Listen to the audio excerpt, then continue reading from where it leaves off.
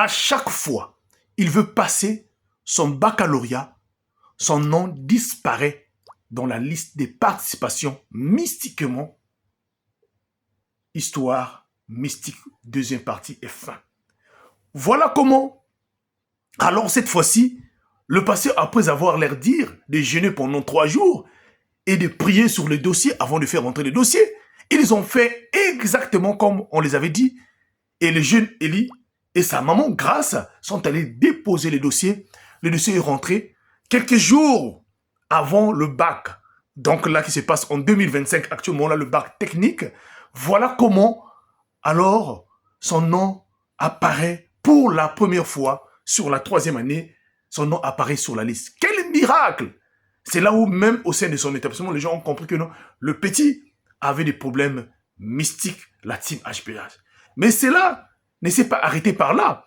Dès que son nom est rentré, alors, un jour plus tard, on ne sait pas par quel miracle, qu'est-ce qui s'est passé chez à la maison, le père de Élie, son problème, son cause, furieux, se fâchait et s'est énervé un matin et décide donc de mettre Élie et sa maman à la porte.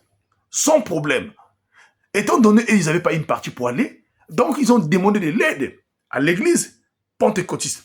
Comme il y avait des places pour dormir là-bas, voilà comment le pasteur les a demandé de venir d'abord rester pendant un certain temps donné pour la prière et ensuite on va leur trouver une solution. Voilà comment la maman Grâce et son fils Élie, pendant la période du bac, avant le bac, tout juste, on les a mis à la porte. Ils se sont retrouvés donc à l'église. Le pasteur a rassuré Élie en disant Élie, que ton esprit soit calme, ne sois pas troublé, tu vas passer ton examen et tu auras ton examen. Alors, on continue à prier. Pendant ce temps, Élie a commencé le bac, la maman continuait à jeûner et prier. De l'autre côté, le père d'Élie qui était resté seul à la maison, ses activités qu'il faisait, tout était à terre. Rien ne marchait. Il n'arrivait même plus à avoir un client. Tout ne marchait plus. Donc, les gens, là où ils prenaient des marchandises, les gens commençaient à réclamer. Les dettes se sont augmentées. Et vous n'allez pas comprendre qu'est-ce qui va arriver par la suite. La maladie va s'installer. Il n'était plus en bonne santé. Il va à l'hôpital, rien ne se faisait voir. Et voilà, il finit par se retrouver à la maison. De l'autre côté, le pasteur pentecôtisme, là où était l'auteur, reçoit une révélation pendant les périodes où il accompagnait la maman d'Élie en train de jeûner. Il reçoit une révélation et dans cette révélation, on lui montre que, au fait, le père d'Élie avait fait l'échange de son étoile. Donc, avait pris l'étoile d'Élie et c'est ça qu'il utilisait pour ses affaires. Afin que ses affaires puissent alors augmenter, avoir de l'argent. Qu'est-ce qui s'est passé? Son père, apparemment, était parti voir un marabout. Mais le pasteur finit par expliquer cela à la maman d'Élie, qui est Grâce. Mais par la grande surprise, seulement un jour plus tard, voilà comment, à l'église, 3 personnes qui accompagnent.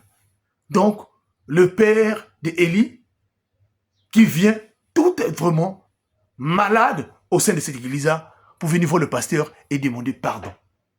Là, allongé au sol, là, le père commence à demander pardon. Sa maman était là. Élie était en train de continuer de faire son bac. Et voilà comment son père commence à demander pardon, à dire donc, pasteur, je vous demande pardon. Je demande pardon aussi à ma femme. Grâce, tout ce que mon enfant est en train de traverser, c'est moi qui est à l'origine de ça. C'est moi qui a pris les toits de l'enfant. Moi, je croyais que je devais prendre cela pour un bout de temps afin que l'autre là, ça ne devait pas impacter sa vie. Car j'étais parti voir un marabout. C'est ce marabout qui m'a dit que tu as ton enfant qui a une très bonne étoile. Donc, si tu peux prendre son étoile là, tu peux l'utiliser, cette étoile là. Mais il ne m'avait pas dit qu'il devait avoir des problèmes dans sa vie. Et quand j'ai pu récupérer cela, et quand ils sont venus chez toi, et que tu as pu faire ce qu'il fallait faire, l'enfant a pu récupérer ce qui lui appartenait. Moi, de mon côté, rien ne marchait plus. Alors, s'il vous plaît, vraiment, pasteur, je ne veux pas mourir. Je vous demande pardon. Je demande à ma femme pardon. Pardonnez-moi. Et là, le pasteur d'un grand cœur regarde maman Grâce. Qu'est-ce que vous dites? Maman Grâce finit par pardonner son mari.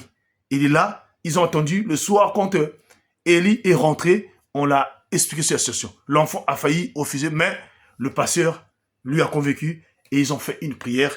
il fallait enchaîner la prière pour ce monsieur, donc le père d'Élie, pendant plusieurs jours, afin qu'il reçoive sa guérison. Là, en ce moment où nous parlons là, Élie attend. Donc, les épreuves sont pratiquement à la fin.